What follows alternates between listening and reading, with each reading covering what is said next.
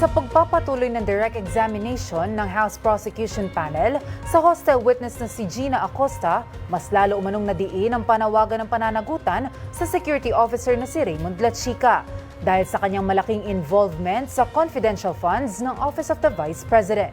Si Camille Gonzalez sa detalye.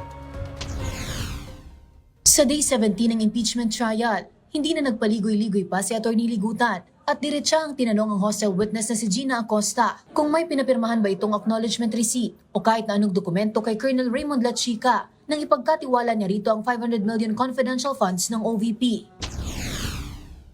Ano yung dokumentong iyan kung saan makikita natin, ma'am, na sinasabi ni Colonel Lachica, pinirmahan niya na tinanggap niya yung 125 million pesos galing sa iyo?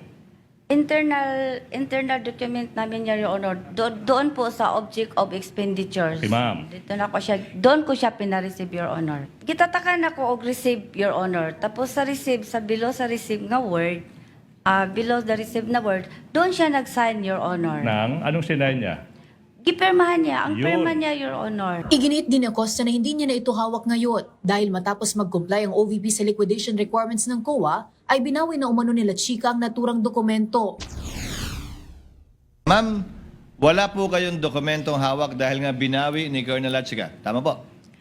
Binawi po niya, Your Honor, pero nakagawa na po ako ng liquidation, Your Honor. Nakasubmit na po kami sa COA, Your Honor. Every time po, meron kaming confidential, Your Honor. Kinumpirma rin ni Acosta na ito ay standard practice o nakagawian na sa tanggapan ng bise. Sa pag-amin ni Acosta na mismo ang vice-presidente ang nag-utos na ibigay ang pondo kay Colonel Lachica, malinaw na lumabag ang OVP sa COA Joint Circular Memorandum 2015-01 dahil ipinahawak nila ang pondo sa isang security officer. Kahit na ipinagbabawal ito, tinanong din ni Atty. Ligutan kay Acosta kung mayroon bang patunay ang OVP na ginamit ang nakalistang 35 million para sa supplies, 40 million para sa food and medical aid, at 16 million para sa renta ng safe houses. Ayon kay Acosta, wala siyang hawak ni isang official receipt para sa mga naturang confidential expenses dahil tanging acknowledgement receipts lang ang itinurn over sa kanya ni Colonel Lachica. Yes, Your Honor. Nag-rely po ako sa aming security officer, Your Honor, kasi siya po ang nag-implement, Your Honor. Wala pong official receipt. Wala po, Your Honor. Muli ring lumitaw sa direct examination ng mga panibagong kaduda-dudang pangalan. Nakatanggap umano ng payment of rewards mula sa confidential funds. Kabilang na riyan sina Antonio Pagong, Timon Andrew Pusa, Don Piang, May Pamana, Shane Ngitngit at Shane Belat. Ipinaliwanag naman ni Acosta kung bakit hindi niya nainungkat pa ang iba pang mga detalye, kaugnay ng mga kahina-hinalang pangalan na nakatanggap ng pondo. Ma'am Gina, kung ano man ang binigay ko sa iyo na mga dokumento, yun na yun. Kasi ang mga transaction or ang operation door is very sensitive information. Sensitive information po, Ma'am Gina. At saka, confidential po ito.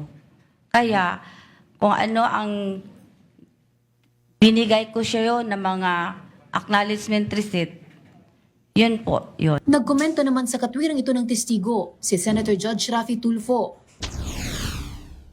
So for me, in this case, you are stupid in the name of blind loyalty. Dahil hindi makakadalo bukas ang dating SDO ng DepEd na si Edward Fajarda, hiniling ng prosekusyon na ipasampi na ang 3 opisyal mula sa AFP para tumistigo sa impeachment court. Para sa totoong balita sa Bagong Pilipinas, Camille Gonzalez, Congress News. Ako po si Sofia Potenciano. Para maging updated, manatiling nakatutok sa Congress TV, Congress TV Digital at iba pa naming social media pages.